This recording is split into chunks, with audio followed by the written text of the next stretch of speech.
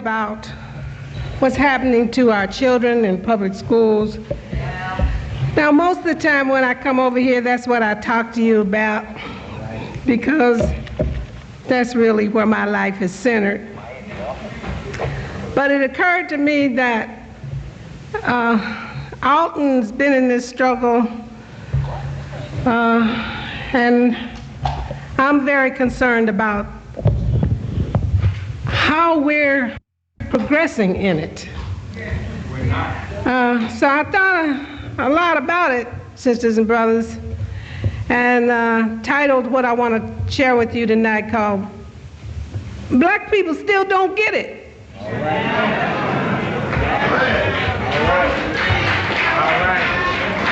All right. For some time now, I have been trying to get the idea over that black people must take charge of their lives and those of their children. All right.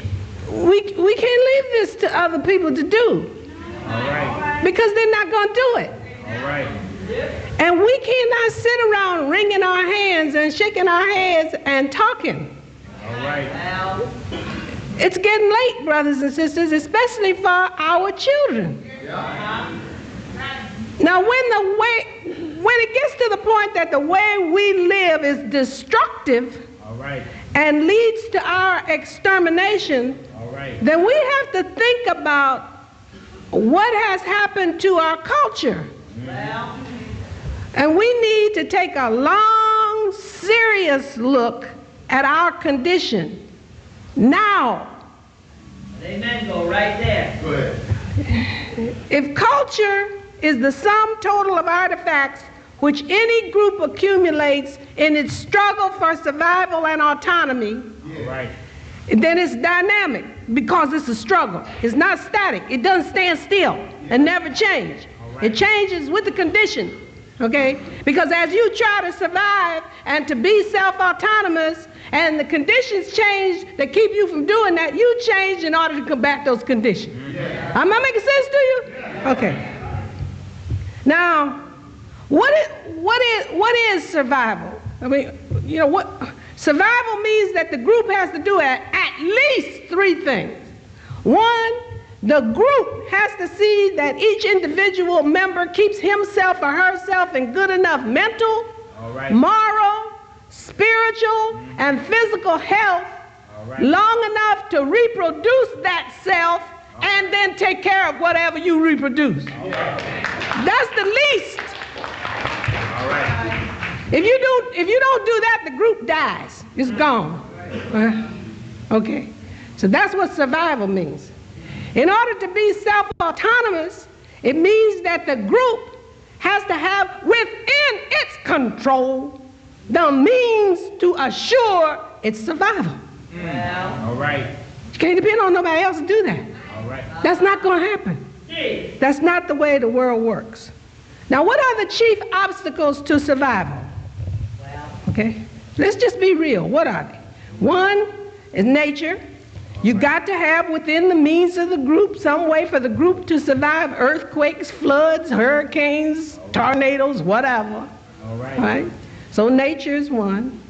Other men and women who might want to take your land, water, means of survival. all right, And yourself. all right, You can't become no cotton-picking drug addict, alcoholic, and kill yourself. all right, Right? that's right, Okay. Those are the obstacles. Now, the culture that we pass down from generation to generation is supposed to help the group to survive and to be self-autonomous. The major way that we pass this culture on is through what? Groups. Family, all right, church, school, organizations like this. all right, Those are the means. Okay, now, unfortunately for us, we live in a country where the overriding values of the country are against us. For instance, these overriding values put in the positions of privilege people who are white, all right, people who are male, and people who are wealthy. all right, And these three groups dominate the society.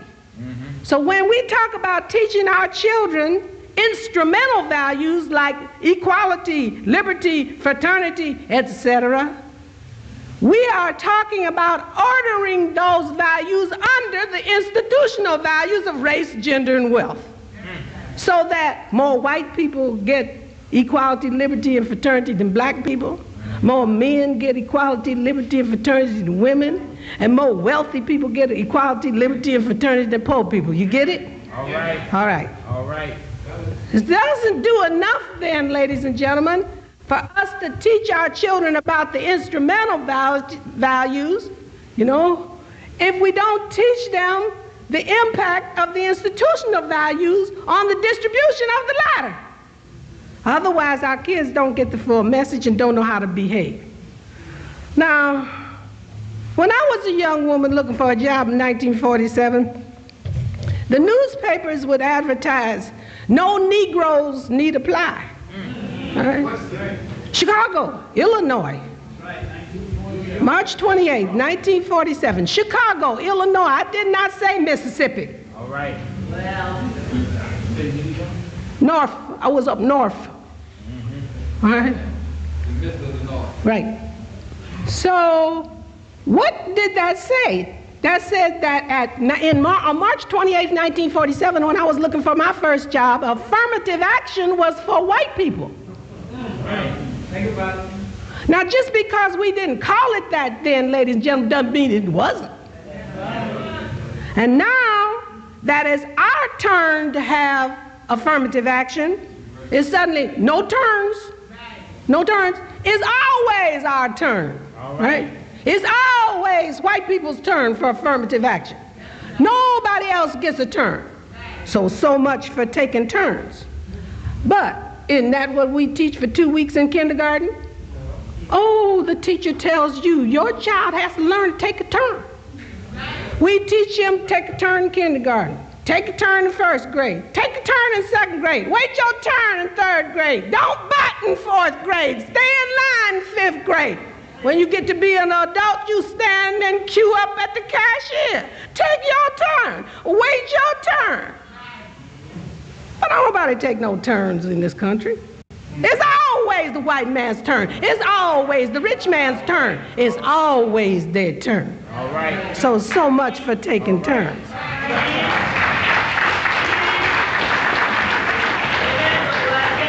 In 1954, the U.S. Supreme Court overturned Plessy versus Ferguson, which legalized Jim Crow, and the overt racism that we knew as Jim Crow was forbidden. And most Negroes, now calling themselves black, thought the problem was solved. Black folks just didn't get it. We just didn't get it. We thought that the problem was segregation. But segregation was a symbol of the problem. The problem was this institutional value system of race, gender, and wealth. That's the problem. And ladies and gentlemen, it still is. The United States is not a democracy yet. It's trying to be. Trying to be. And I always tell my students when they say, "I'm trying to do it, Miss Sizemore," I say, "Come here." And I say, "I'm trying to hit you. I'm trying to hit you. Right? I'm trying to hit you." And then when I finish, I say, "Did I hit you?" And he said, "No." I said, "So much for trying."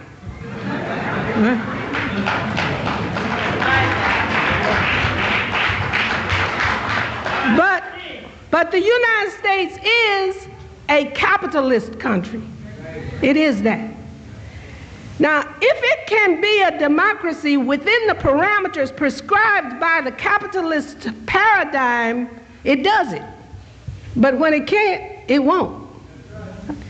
The basic premise of capitalism is to make a profit by any means necessary. And the unit of measure is the United States dollar. And ladies and gentlemen, it is taboo to teach this to your children. When I say taboo, I mean it's forbidden.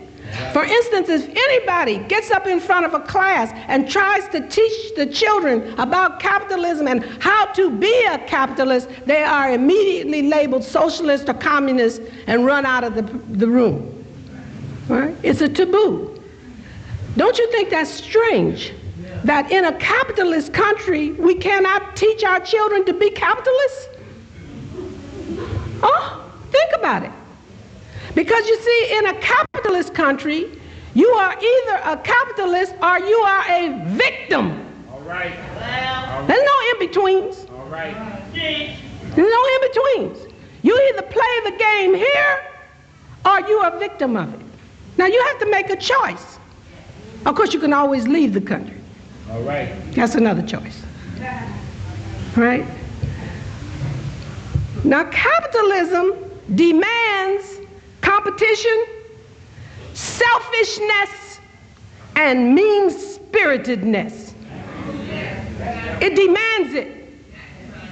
But what do they teach your children in school? Be cooperative. Be cooperative. Take your turn. Don't fight. Don't cheat. Now, everybody engaged in capitalism knows that the motto is win if you can, lose if you must, but always cheat.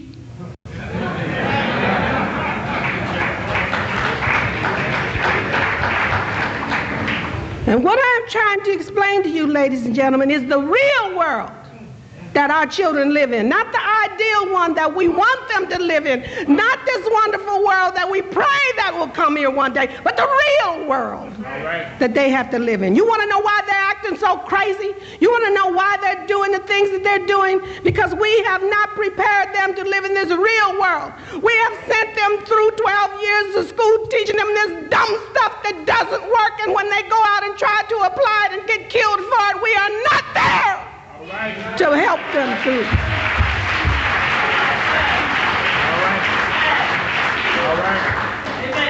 We are not there. We fade away on them. Somewhere around about 9th grade, we start talking about, I can't control him. I can't do nothing with him. Get out of my house if you don't do what I tell you to do. And we abandon them to the mean streets and then cry because they get murdered. Capitalism is not compatible with equality. It is not compatible with equity. It is not compatible with Christianity, no matter how hard we try. The struggle for survival in the United States is the handling of this never-ending tension between the institutional values of race, gender, and wealth, which give undue and unearned